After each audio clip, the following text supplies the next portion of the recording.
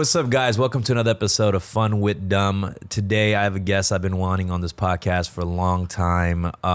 We've ran into each other a lot in the past couple years, I guess, but we really haven't spent this long of a time we're about to now and really talk to each other. Quality time. Some quality OG,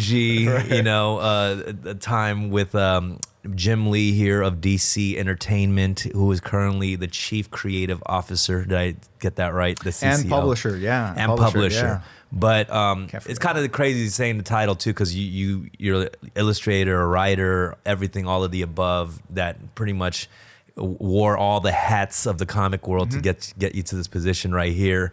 I mean, you're a legend in my book and many people's books, and should be celebrated far more in the Korean community as well. I mean, you are, but I feel like not enough. But thanks for coming, Jim. Appreciate it. Thank you very much, man. Thanks for having me. Yeah. I mean, just off the bat, how was your holidays? It was great, man. I've got a lot of kids, as you probably know. So it's rare that they all are, under one roof. We're lucky if we get them once a year now at this point, because the oldest one is like 26. Oh, wow. Yeah, so we have like... He's close to my age. Yeah, she's close. Yeah, it goes like 26, 24, 23, 22... Oh, wow. 20, 18, 13, 7, Wait, how many kids 5. Do you have? That's 9. 9 kids. 9 kids. So I have to keep track of all Jim the Lee, 9 kids. He got a whole squad. Yeah. Like, that's a comic, superhero squad right there. The Chief Creative Officer, publisher, that's the easy part of my life. Man, honestly, I didn't know that part, and already I'm like crazy impressed with your lifestyle. Right. So they all came in for Christmas and the holidays, so it was great seeing everyone and catching up with everyone. And then, it's just... It's great. And so when we have 3 that live with us now, and so that seems really quiet, and that's usually a full load for most families, I think. That seems wild to, be in a mode where you're being creative and what you're drawing or writing, and there's a bunch of kids, I mean, I guess a lot of them are older now, but I'm saying just throughout the years. Sure. Was that hard to kind of balance kids running around? Well, I usually draw late at night, so that makes it easier when everyone's asleep. Yeah, that was a secret, and it was easier to do when I was younger.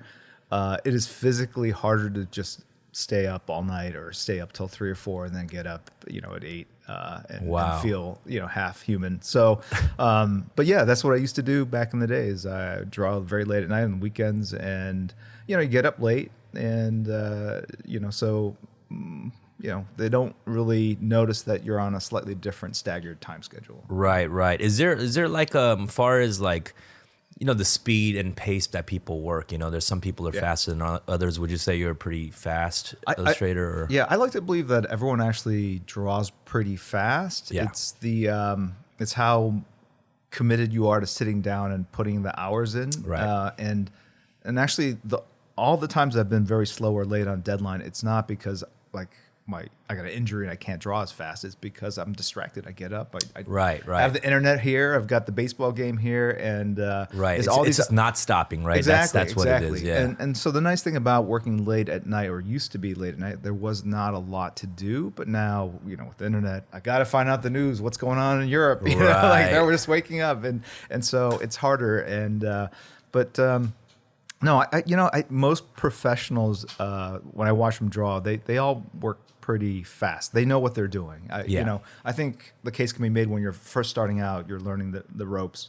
You may be more tentative with the line, but I work pretty fast, and I'm not hesitant to erase and just fix it. It's just the faster way to operate rather than kind of move slowly and deliberately. Has any of your kids...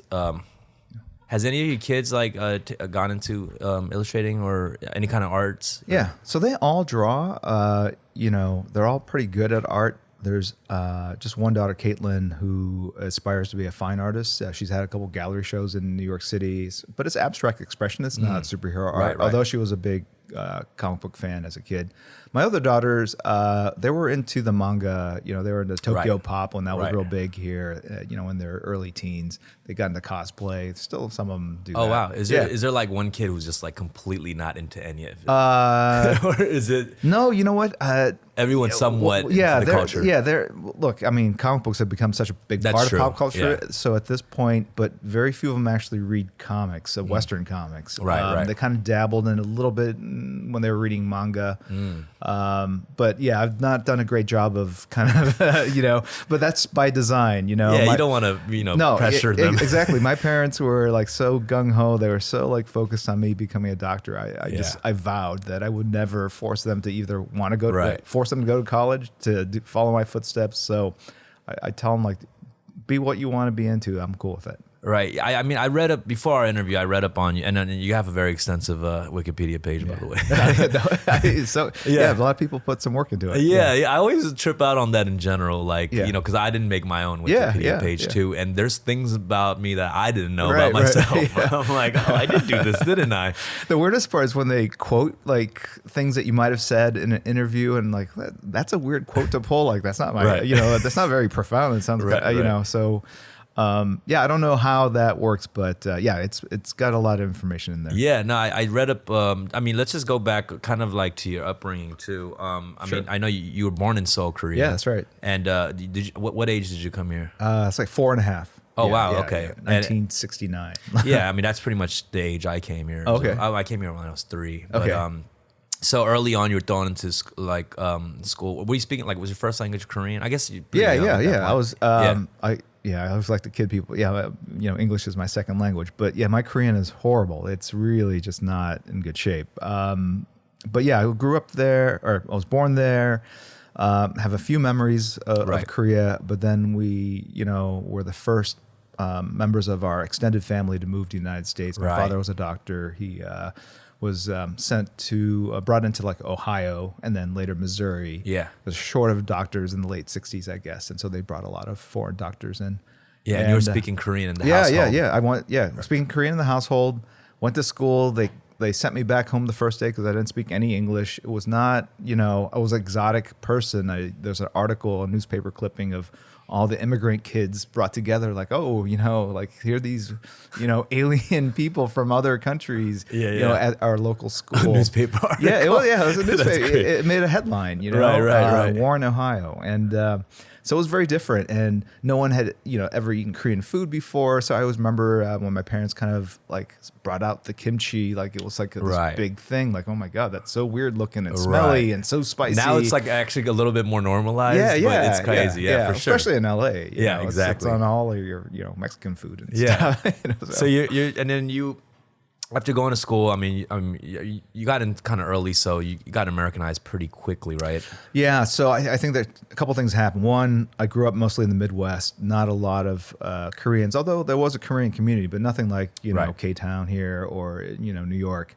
And then I think, I'll be honest, I think I wanted to fit in. I wanted to assimilate. And so I really resisted speaking Korean and embracing that kind of part of my heritage. I mean, I'm embarrassed to say it. We all have identity issues coming up. Yeah, for sure. I went through it too. Yeah. And, and everyone was so, a different way. And I went to a small prep school. It was pretty waspy. And, and my parents, were different. And that did raise a lot of issues for me, and it was always a struggle for me to kind of figure out where I belonged. I always felt a bit of an outsider in general in all things, but I think it actually kind of helped me becoming an artist, in that I think you become a very keen observer. Right. When you're the odd person out, you want to fit in. You look at how everyone else is dressing and standing behaving. You get a good outside perspective. Yeah. Because sometimes when you're too inside, it's hard to see the bigger picture. Right. You don't understand why you're acting the way you are or standing the way you are. So I'm kind of sometimes hyper focused on that. So. Yeah, and then how early did you get into comic books or just drawing? Or? I was always into it. There was no time where I can remember that there were no superheroes in my life. So even in Korea, I remember watching this Max Fleischer as a director that did these black and white Superman cartoons. I remember watching those, and there was a Korean character called Hangubakchi. I don't think he's still around. Oh, okay. No, but if I see the character, I might be familiar with it. I've kind of Googled it here and there over the years, but it was essentially a skeleton with a cape. Oh, okay. And there was a theme song, like chewing gum that I remember, and so I was really into those two characters. And then and I always drew. I had an art teacher, even in Korea. She used to come over and teach me how to draw in pastels. And Western comic superheroes, like at the time, was already booming. It was big. It was Yeah. It's very casual, very no specialty stores. So I remember reading comics at the barbershop. I see. And I didn't speak English, and so comics were a way of taking in stories, even if you couldn't read the dialogue balloons, because if the artist did their job properly, you could just look at the panels and figure out what the story was. And sure enough, they had the same character like Superman that they had in Korea. Like, wow, America, it's come, it's caught up with Korean culture. So it was cool to see that these characters were kind of ubiquitous. Was a bunch of kids already like drawing in class and things like that? I used to draw all the time in class. That was like, so I was kind of like a hyper kid, didn't pay attention a lot. And I would just always be drawing, and they'd always be like tearing the paper, out from underneath my pencil, crumpling it up, throwing it away, punishing me for not, paying attention. And then I started drawing on the tables themselves. I figured it was like they couldn't take that away from me. It's like tattooing. Fight the power. And this just like you kept drawing all the way to college? Yeah, so I drew all throughout high school, but I never thought about it as a career, just something kind of fun to do. And I always noticed that I was a little better than most kids in my class. Mm-hmm.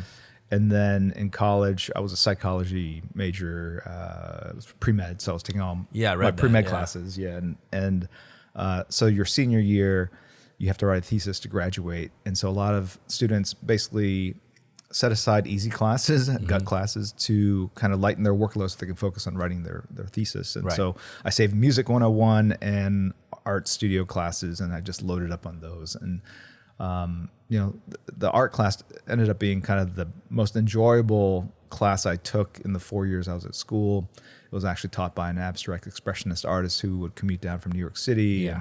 And she used to be an assistant to Frank Stella, big artist from the heyday of the 60s. And she really kind of inspired me to think about art as a career. And I didn't feel like not as knowledgeable in art history to enter into art, modern art. But I did know a lot about comics. And I had thought about becoming a comic book artist when I was like 12, when I was 9 years old, 12 years old, probably every 3 years. But I really started seriously thinking about it at that point. Right, because it's hard to get just anybody around you serious about when you tell them that, right? As a child, you're like, I want to be a comic book artist. It's like, it's just like every other kid who loves drawing. A musician, exactly, any of that, right? A pro athlete. Right. And back then, there was no path. There was no book that explained how you do this. There was no college classes like there are now. There were no schools dedicated to teaching comic book art. And so it was a struggle just figuring out how to even go about it. I had no idea what they got paid. Like, how does it work? So what was the first step? I mean, so you got your psychology degree. Yeah. And were you ready to go into that, like use that into in a different field, or? No, I majored in psychology rather than a hard science, because even when I had to declare, I knew that maybe medical school was not what I really wanted to do. And so if I went to psychology, I can go into advertising, I could go into psychology and help people. There are things I could do that were less technical than like if I majored in chemistry, right? So I moved back home in with my parents, and I convinced them to basically give me a year where I could focus on trying to get into comics. Yeah, give me a year to figure my shit out. If I fuck up, then I'm going to go back. But I took my MCATs, I got all my recommendations. So I had everything ready to apply to medical school. I just, I paid like a $25 fee at the university to have them hold all those records. And then I had that ticking clock, like, okay, well, now I've got to get my act together. And so part one was getting the information. I was not this analytical, but I'm just, for the purposes of telling the story, part one was like figuring out how, gathering information. So I went to a local comic book shop in St. Louis where I was living.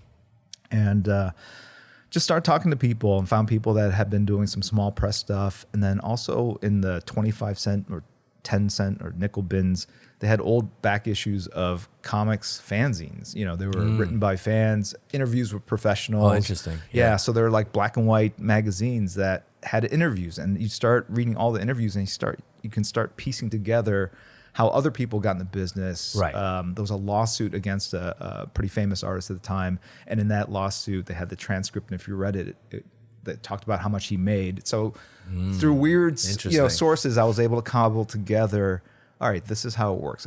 Editors are the ones that give you the job. And the names too, right? The reoccurring names you saw. Exactly. Yeah. So I knew the artists mostly, started learning the names of the editors and the people that work behind the scenes that put the projects together and the role of an editor and where these companies were even located. So those, and then once I had that information, I started, I was drawing at the same time.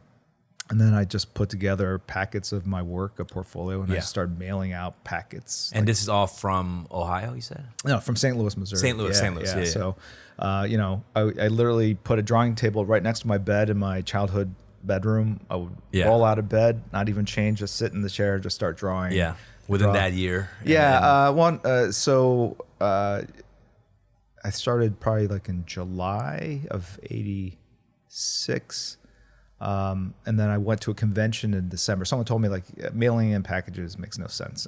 You got to go see the editors in person. So I went to a convention. So you didn't get much luck through the mailing process. No, I got rejection letters. Oh, which were helpful. So they did look at it, but it just wasn't. There was nothing that got picked up or anything. Yeah, I sent out like 40 packages, like $90, which back then was like $1,000 today. Right? I mailed out all these packages, and then I was just like waiting, and then I got, rejection letters. Oh, wow. But the rejection letters that weren't form letters would often cite like, oh, you need to work on your perspective. Oh, that's good. You got good feedback. Yeah. Like, resubmit when you learn how to draw hands, Right.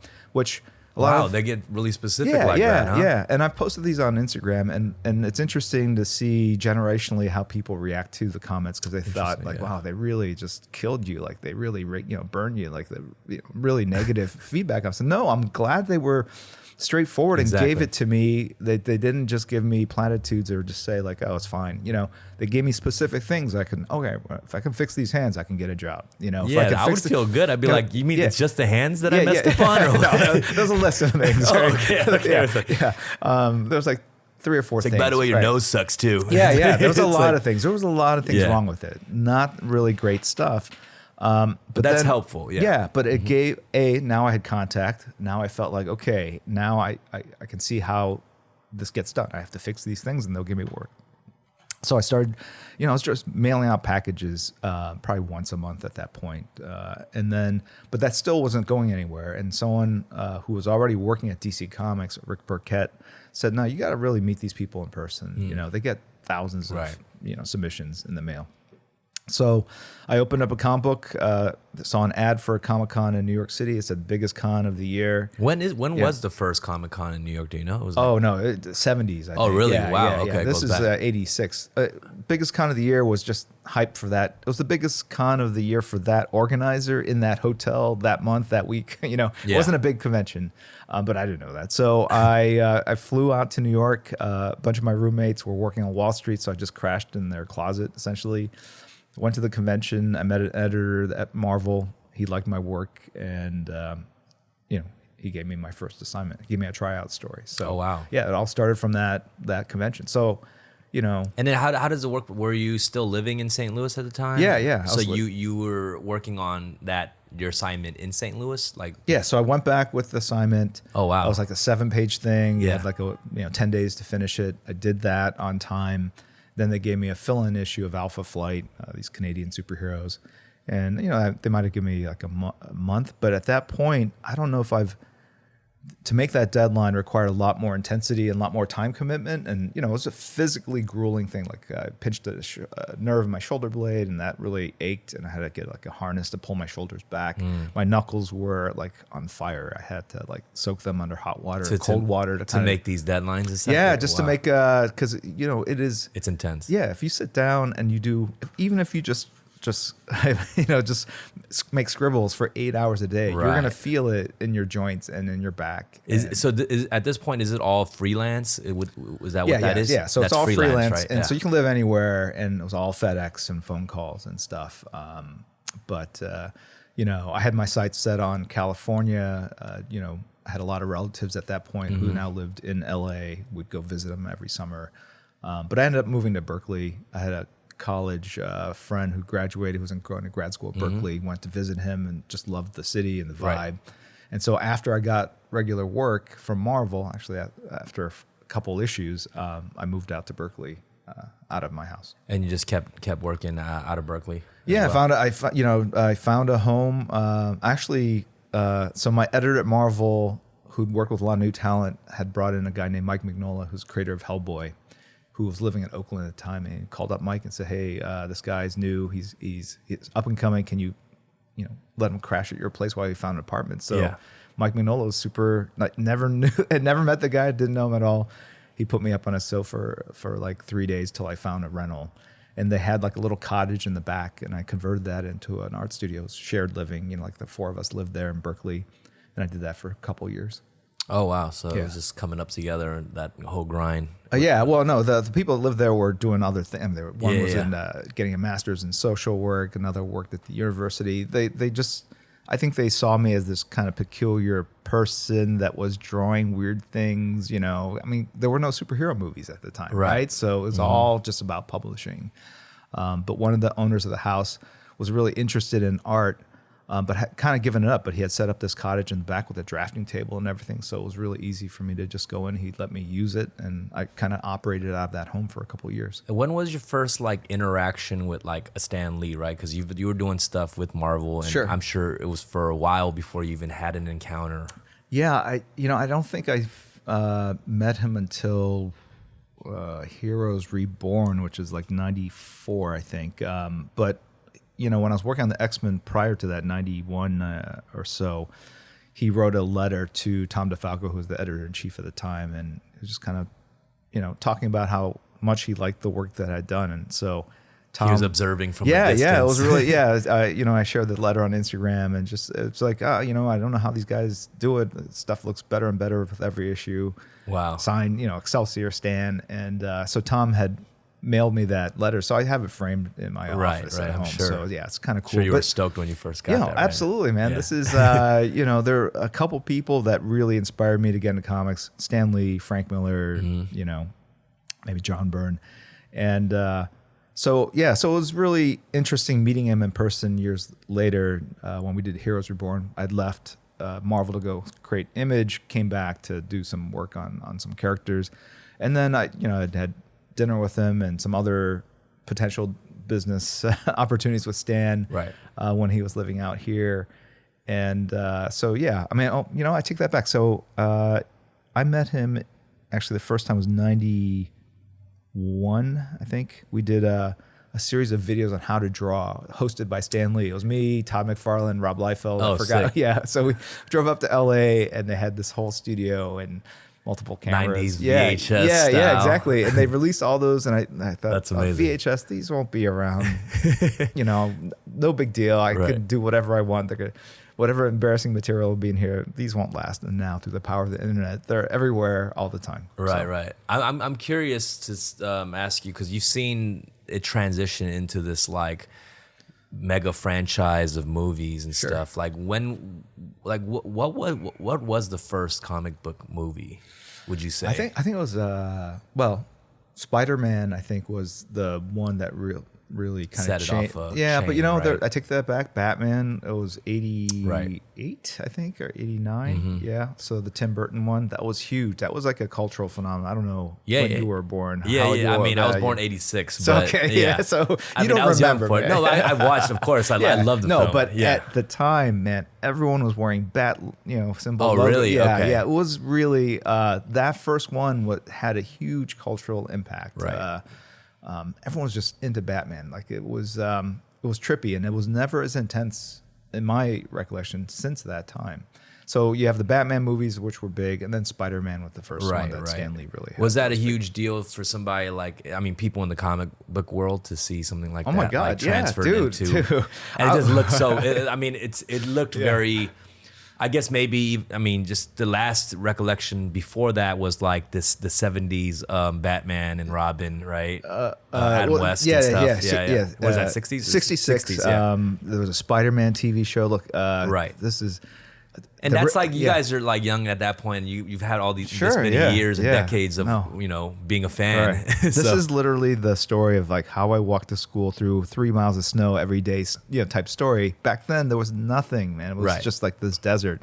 And so anything that happened was like, oh my God, Dolph Lundgren is going to be the Punisher. This is this low budget movie. Yeah, this is going to be amazing. Like everyone, like the Punisher is going to be the next big thing. Everyone work on the Punisher, and it was just nothing like it is today. So there was like a real hunger and scarcity of that kind. Was there a disappointment in one of those movies? Like like people now are like, oh, I don't like how they did this movie. What was your first like? Would you say like when you were growing up, was there some version of a comic book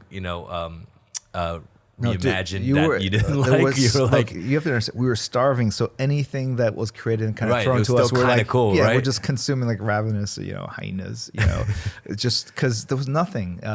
Even as a kid growing up, I would watch any cartoon with any character, anything superhero related. I remember watching the Avengers TV show, which was about spies, because I thought, it's the name of the comic book, and I'll watch it anyway.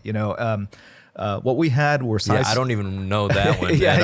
There were science fiction movies of giant insects, ants, and spiders attacking cities. That's what I grew up on, because they didn't have, Aquaman. They didn't have, all these incredible, Jason and the Argonauts. That's kind of what I grew up on. That kind of stuff, stop motion technology. But so when superheroes movies were starting to get made, like even TV shows, it was just like, oh my God, give me more, anything. And the special effects were not, they don't really hold up, but at the time they seemed spectacular. Right. And I was wondering, like, what is like a role in a comic book illustrator, storyteller would play when movies are being made off of these characters? Is there stuff that you guys involve yourself in? I mean, I was just curious about that as well. There was much more of a divide between people that worked on TV and movies and the people that worked in publishing than there is now. You see more crossover of talent, but back then it was like people would leave comics to go work in TV and just probably even never mention that they wrote comics. Wow. Right? It was kind of an embarrassing thing.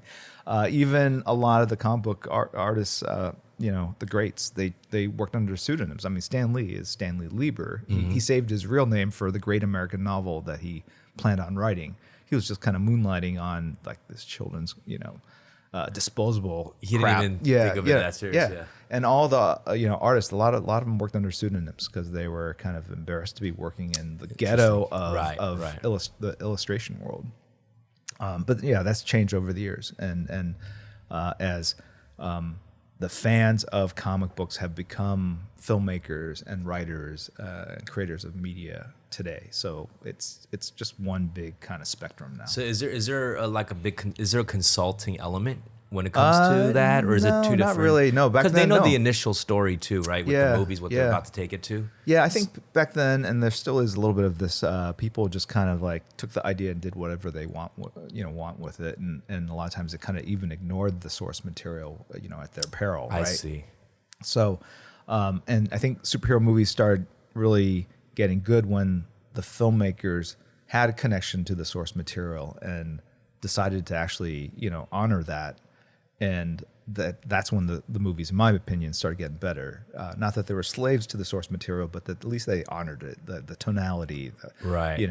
Because there was a period of time where they just really didn't care. It just that's the kid stuff. We're going to make something important over here, and that's something different. Right. Have you thought about ever like incorporating? I don't know like when the last time you've gone to like Korea or anything is, but incorporating any kind last of... year. Oh, did you? Yeah. Well, my daughter goes to Kyunghee University. You talked to me about this. Yeah. And so you go out, you went to visit her. That's right. You guys did you guys like stroll around and see what's going on? I was there for 2 days, and then it was in Tokyo really short. Okay. I was in Seoul for 2 days, Tokyo for 3 days. It was a short trip. We just had to get the kids. One kid goes to school at Temple and University in Tokyo. But I had been there in the 90s. I had a cartoon project that we did, and they animated part of it in Seoul, and I remember going over there for a business trip. Yeah, there's definitely a lot of a lot had changed. A lot of amazing illustrators in like Korea. And stuff. I mean, I see. I look at like movies. I mean, comic books or animated TV shows and stuff, and at the end I'll just see all the Korean last name, the names, all the superhero movies. Right, there's like scores of CGI artists, and then Kim Jung-gi is another Korean artist that's phenomenal.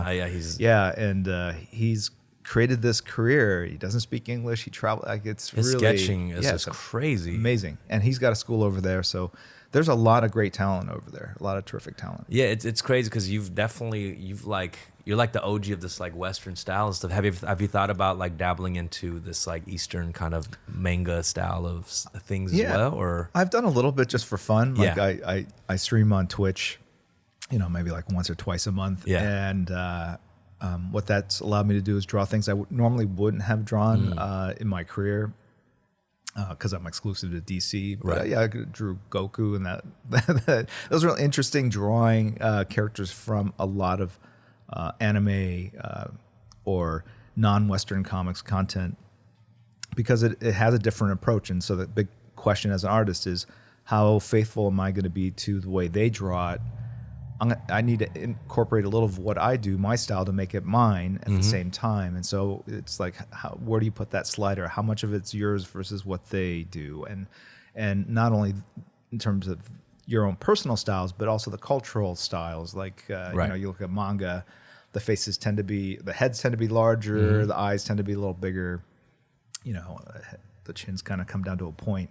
Do I lean into that, or do I just do a Western kind of face and get the costume down? So there's a lot of things, and I get to experiment in front of a live audience via chat. And, so I found that to be a pretty fun and interesting thing to do. Very kind of low pressure, but at the same time, that has really kind of awakened, or at least I see these pockets are actually large pockets of fandom that don't read Western comics that now will come in and look at what I've done with Goku and give commentary. And so it's been really interesting, kind of broadening my tastes and horizons. Right. Now I'm curious too, like as your job title, like Chief Creative Officer, like, because that's like a pretty executive position, right? Like it is an executive position. I mean, it is. Yeah. It's not kind of, but it's like that's executive. Clearly. But I mean, but you're still illustrating. You're still writing. Yeah, probably less. Okay. I've never written too much. I mean, I plotted a lot of stories and created a lot of characters. Right. Writing is it's hard. It's hard for me. It's a whole nother. Yeah. And what I found is that if you write and draw your own comics, you will write for a period of time. You draw the story you just wrote. Then you have to, I usually oversee kind of the production and coloring. And then you got to start the writing of the next issue right away. In fact, at that same time that you're doing those kind of post-art production notes. And so you're constantly working, and it's just a grind. At least with art, I can draw for 3 weeks, have a week off, kind of refresh my, get my energy back up, and then get back into it. How many people are in like a department for an issue? I mean, or for a comic book series? How many creators? Creators. Typically you have the writer, penciler, inker, colorist, letterer, editor. So everyone's doing one role. Yeah. Sometimes you have a guy like Frank Miller who writes and draws his own content. Right. So you're working with a small group of 6 or 7 people. Okay. Yeah. Wow. I actually thought it was even more than that. Well, we publish like 50, 60 books a month. Right. So it's 6, 7 per. Right. And about 500 freelancers all around the world. So it's there's a lot going on. That's interesting. 500 freelancers all around the world, and you got to kind of scout these freelancers, right? Yeah, so that's what I do in the day. You were one of the people who submitted that back in the day. Yeah. Well, so part of it is working with the people that are established professionals, and the other one is finding new talent. That's almost 2 separate skills, right? And then, because they added the chief creative officer stuff, which just means I'm the liaison between DC and Warner Brothers, theatrical, TV, games, consumer products for all the stuff that's DC related. They asked me to draw less, so I have more time to focus on that. So I'm drawing covers and short stories here and there. Like I'm working with Kevin Smith on a short 8-page story for Detective 1000. So little things like that. The days of doing a monthly book, I think those are, that's what young people do. I don't think I could do that anymore. I think physically and with the commitments, with the family and all that kind of stuff. It's just, the way I work, I've just never been able to draw during the day. So I mean, now in your position, are you making more decisions on the side with features and more non-comic book side as well? Yeah. So what that entails really is about working with the various executives within Warner Brothers and then the talent to basically help them realize the best version of whatever they're going to do with a property, right? So if they're going to tackle a character, most of these characters have been around for 80, 70, 60 to 80 years. And they have a tremendous library of content, different interpretations of the characters, different tonalities. Batman used to be corny in the 60s, got very kind of dark in the late 70s, even more dark in the 80s. So where do you draw your inspiration from? And so we can help point and give the source material and help educate them and help them learn more about the mythology in a way that, they don't necessarily have the resources to. And then it's really just about giving them feedback so that, again, they can execute upon their vision. So it's really about being a resource and excuse me. No problem. And, so I think it's really cool because you get to see how all this stuff is put together, and it's amazing. But at the same time, it's a little frustrating, as a creative, because when you see other people execute upon that, it's exciting, it's exhilarating, it's inspiring, and it makes you want to create. Even if I don't know how to direct something, but it makes me want to try.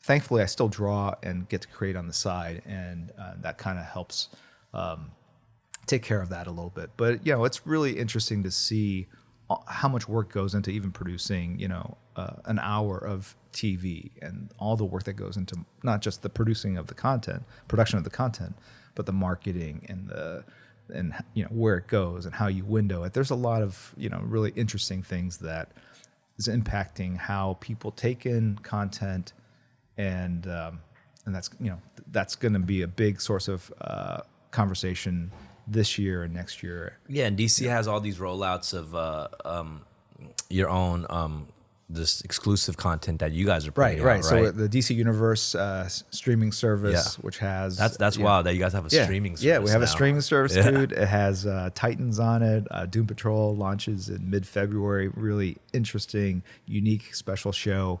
Young Justice just premiered recently, and then it also has a bunch, thousands of comic books that people can get for one flat price per month. That's so crazy how I feel like as it's gone into video and your own productions and making movies and shows, like it's kind of helped out the print side of things in the comic book world and expanded into this whole other world. Sure. And I feel like it's just kept it going so much longer than anybody could have imagined, right? Because there's so many different magazines and stuff that are folding. Yeah, no, the print business is super challenged, and comics are still doing well.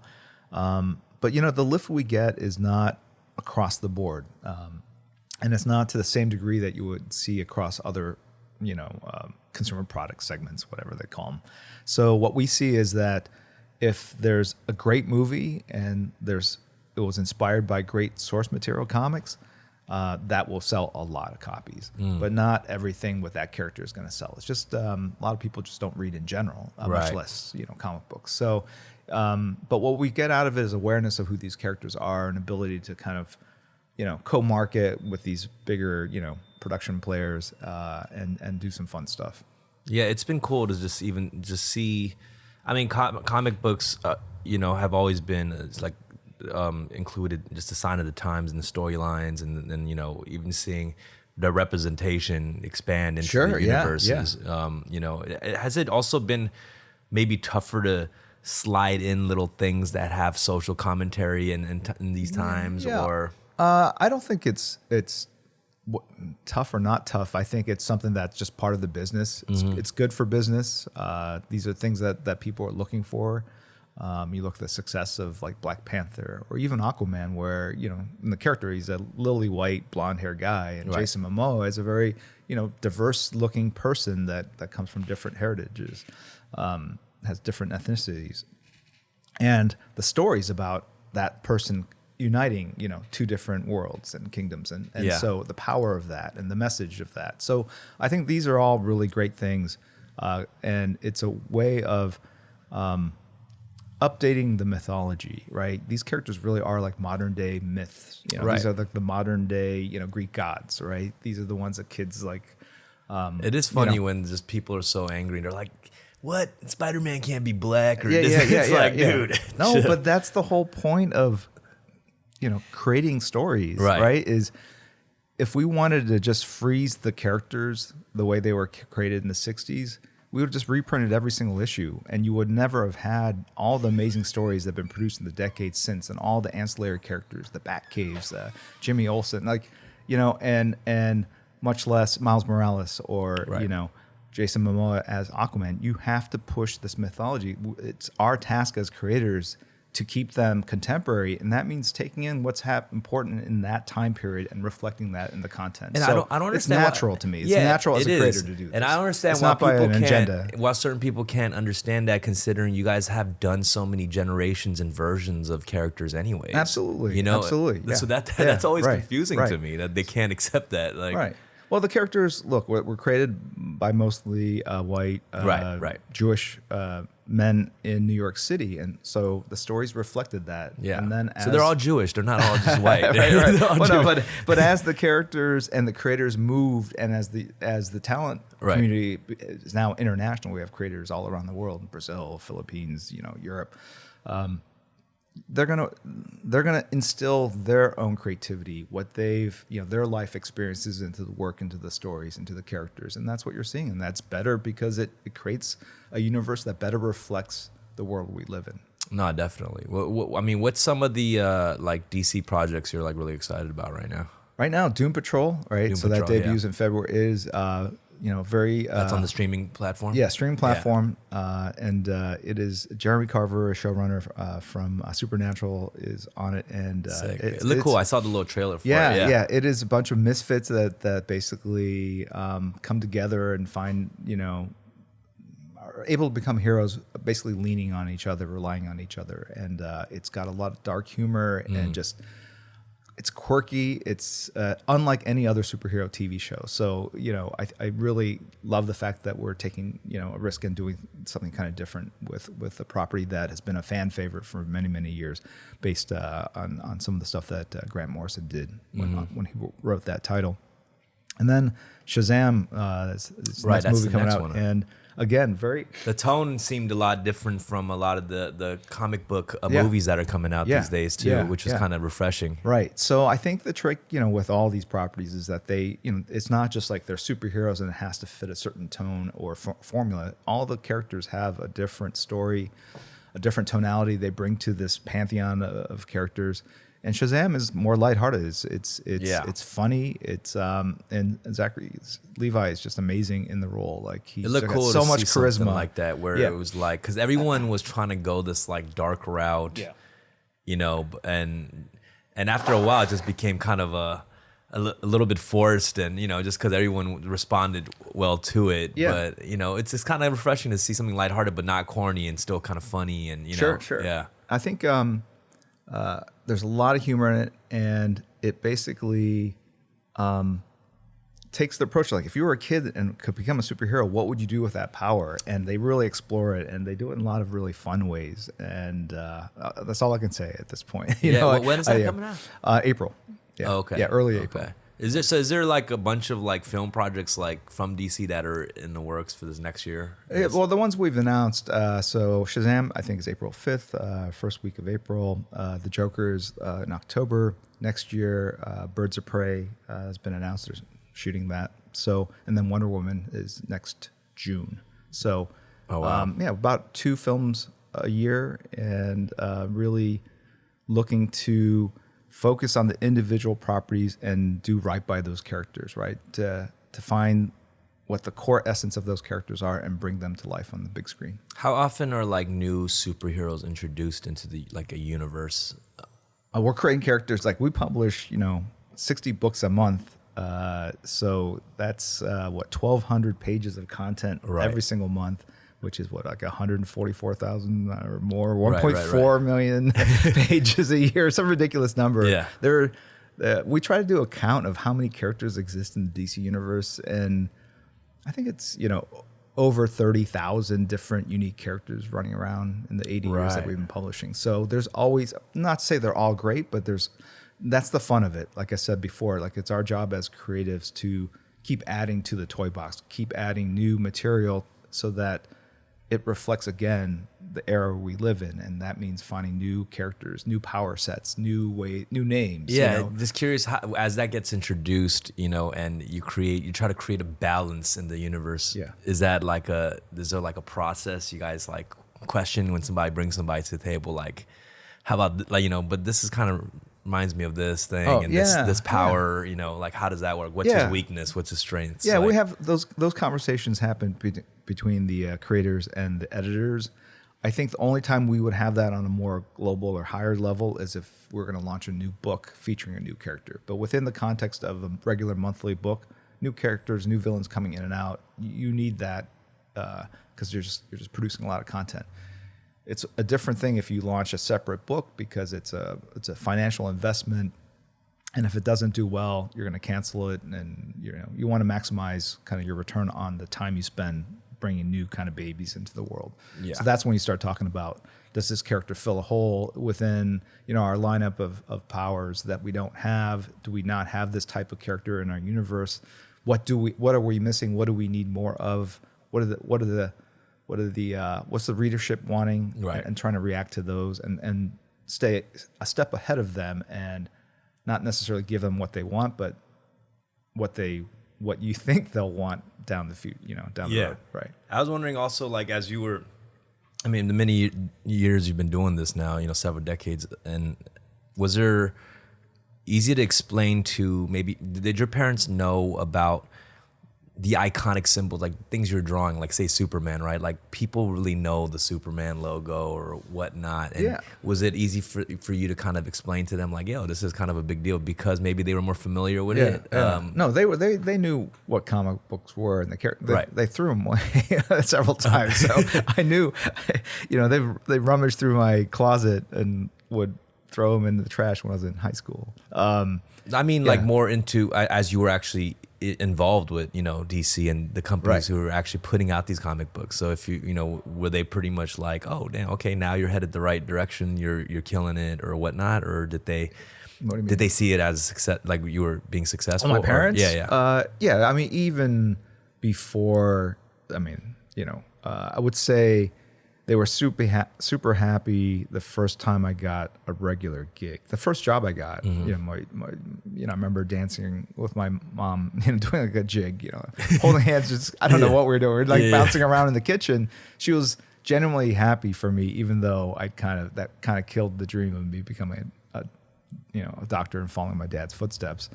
And after that point, once I got one job, it wasn't even a regular gig. They didn't bring up going to medical school ever again. They were super supportive. Okay. Yeah. So see, that tells you that's that's what's more important. I think to these parents. They think it's actually the medical field thing, but no, it's more about like you being able to sustain yourself. Yeah, right? Maybe they're just happy that I was gonna move out of the house and get out of the bedroom. No, but they were super supportive, and then it got to the point where it got kind of creepy. Like they. My dad would, come home for like Thanksgiving. My dad would have a pile of comics. Like, hey, these are all the ER nurses. Oh wow, that's cool. They won't get their books signed. Or we go to like a restaurant and they go like, oh, this is our son. He's a comic book artist. He draws this and this. And my mom stays doing that. We'll just go to like random restaurants and she's telling the waitress. I'm like, why does this waitress need to know that I'm a rapper? Like, why? Exactly. Like, can we just order? Right. Then I go to Comic-Con and and there'd be a line of people, waiting, to get to the table. My parents would be the first people in line. And Oh, wow. Like, what are you doing? That's great. We just had dinner last night. Like, like, what do you do? Well, why were you here camped out? And they just go, oh, we just like it. It's more exciting to, do it here. That's amazing. So, yeah. And your kids must be proud too, right? I think so. I think I'm very aware, that kids, like there's always that kind of rift. Not, you could be whatever, you could do whatever you as a parent, some really, really cool job, but some kid's going to be embarrassed, that right. Because it's my parents. I think one thing they've taken away is that because they've come to a lot of panels where I kind of talk about my career and what got me into this. And as I talk about kind of following your passion and doing what you want and how important that was for me, they kind of turn that and use it against me. Like, yeah, this is what I want to do. And like, so it's really hard for me to basically that is true. kind of lay down the law and say, I don't think that's a good idea, because I basically did exactly what they're proposing, which is to do something that my parents thought was a horrible idea. You don't want to contradict yourself and everything you've said So that's the hardest part as a parent is That's really true. how do you parent but still give your kids the freedom to do this? I feel like that's going to be a tough thing for me too, Yeah. because I've done tons of interviews too where I'm preaching a certain thing, and just when It's different when it's on it's the- going to yeah, be different. sure, It's going to be a different vibe. Yeah. What?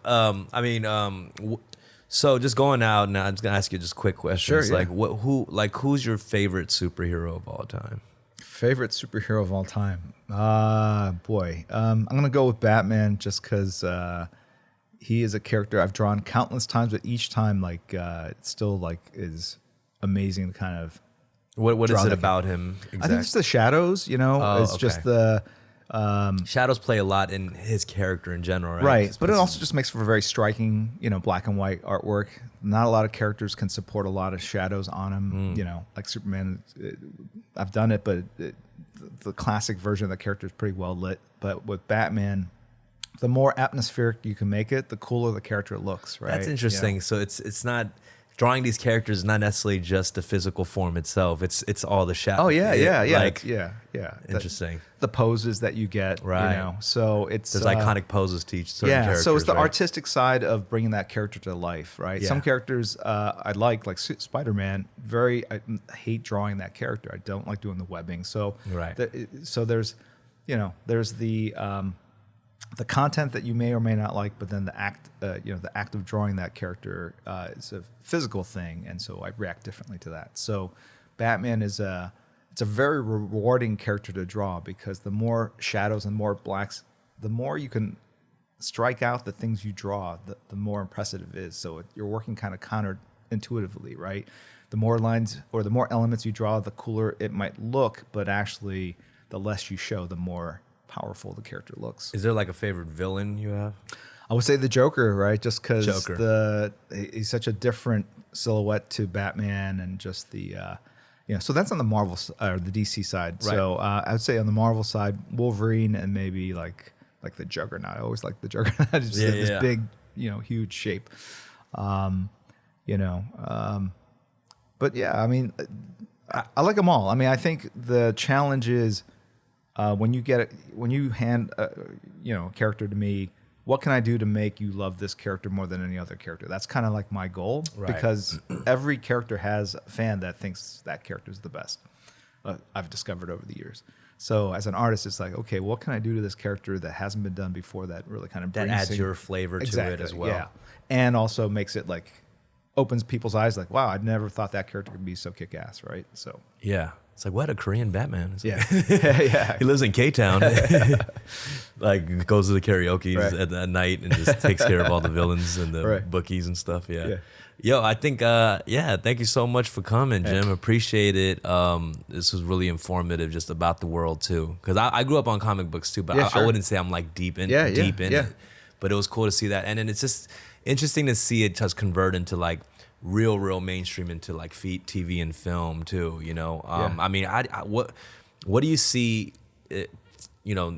where do you see like DC, Marvel, just all of comic book world going into in the next like 10, 20 years? Because I feel like we've already been here for a while now, right? No, people are always talking about, well, will there be like superhero fatigue? Will people get tired of this? And honestly, as long as movies are good, I think people will want to see them, you know? That's true. And what's also interesting is that, you know, a lot of these characters have kind of moved beyond just characters that we watch on a screen to being things that we have embraced as role models, you know, lifestyles, whatever, you know, like they're people that have, you know, tons of Batman art all over their body, or, you know, things I've drawn, and you know, fans have shared with me like, oh, you know, I can't wait till my kid gets old enough because I've got these movies I want to share with them, and kind of, you know, show them like how awesome these characters in this world is, and you know, it's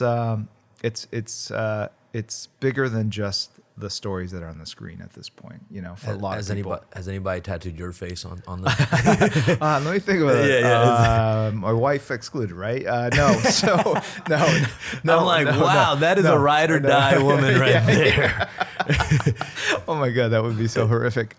No, just my signature. I've had fans come up. Oh, wow. Okay, you cool. know, That's cool. And they had I've had that one too, actually. Yeah, tattoo artists have something of mine on them, and then I'll sign it with a Sharpie, and then they run off and they come back the next day and they show it. That's happened several times. Yeah. I mean, you've had a lot of your artwork tattooed, obviously. Yeah. At first, it was really odd. I was actually like, "Don't do it. Like, you will regret it, son." I know. I'm kind of like that too. People ask me, and I'm like, "Oh, I wish you didn't ask me because I'm gonna say no. You should just done it." So I used to say no and really kind of dissuade people from it, but now like it's so so it's a big part. I mean, having your artwork is not the worst thing to get tattooed on. You know what I mean?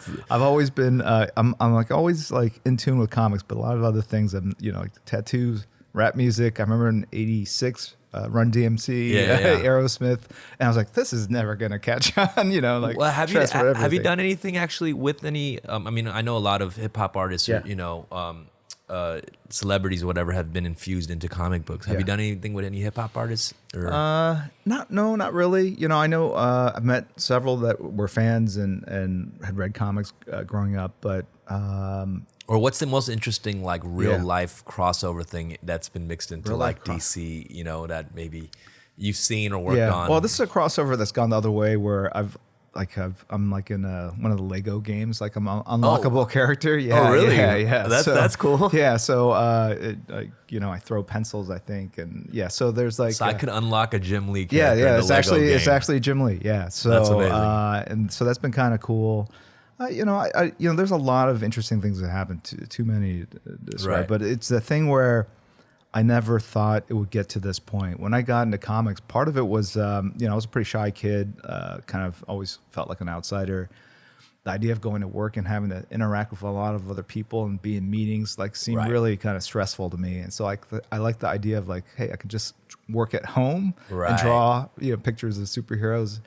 And it was such a small niche business. It was like a secret group of people that collected. No one really knew who Iron Man was, or the Penguin. I mean, they might have known some of the main characters, but then as it's grown and taken over, I mean, I feel like sometimes I'm living in a parallel Earth where, you know, all these weird things I thought were always going to be on the fringe have kind of taken over everything, and so it's really.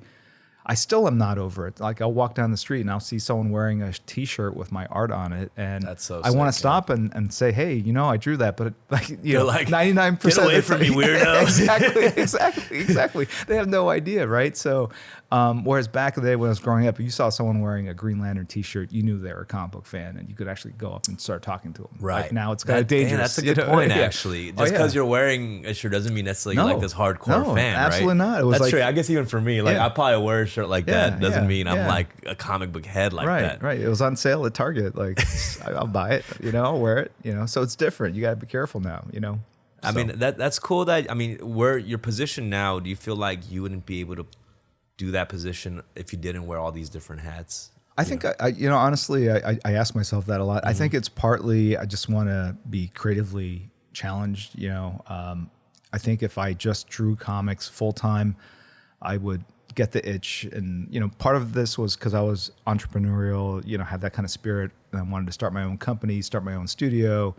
You know, I produced animated cartoon series on CBS and a direct-to-video. There's a lot of stuff. I negotiated my early deals when we were part of Image Comics, whether it was a toy deal or a movie deal. I just want to know how to negotiate. I want to know what the terms were. I want to know what cross-collateralization of revenue was. So right. And then I did the first couple of deals, and then I passed it off to other people because I just wanted to know. And so a lot of it has just been this very curious nature that I've always had, just wanting to know how things are done. And so, and I think if I just had the desk job, I would want to flee and just create. And so having the two really keeps my life in balance and makes everything feel like I'm on the side where the grass is greener, right? So if I get kind of bored during the day job, I draw a cover at night. If I get just pounded by deadlines, I know that I can kind of pull back and just kind of focus on the day job. I think that it's one of the reasons that I also got into the arts and stuff. I mean, as much as the passion is one thing, but also I do like the flexibility of these kind of jobs. Yeah, that's you know what I mean? One thing I do miss, right? It's but at this point, with all the kids, it's different when you're younger, and where you can have a schedule where it's more free form. But at this point, to me, it's like, if I'm drawing something, what am I giving up, like in terms of time with my family or time with my kids, or something I should be reading, a script that I should be reading for a TV show or whatever. So everything, it's a finite amount of time, and I just have to kind of find the balance. But I take a creative approach to even finding that balance, and that's what keeps it interesting. I really feel like a lazy piece of shit for you having 9 kids and doing that. And I'm over here barely can make it on time for my own podcast. Like, okay. Hey Jim, thank you so much. Appreciate it. Thank you. I'm gonna visit the DC headquarters. Yeah. Please come by, man. You invited me Absolutely. in the past. My boy went and he came back with so much shit. Like, he had like a pile of stuff. He's like, look at what I got for free. I'm like, yo, let me get that and that. He's like, no. I'm like, what the hell, dude? What are you gonna do with like a Batman backpack? Like, what are you gonna do? Yo, tune in next week. Fun with Jim Lee. Check out Aquaman out in theaters right now. Yee.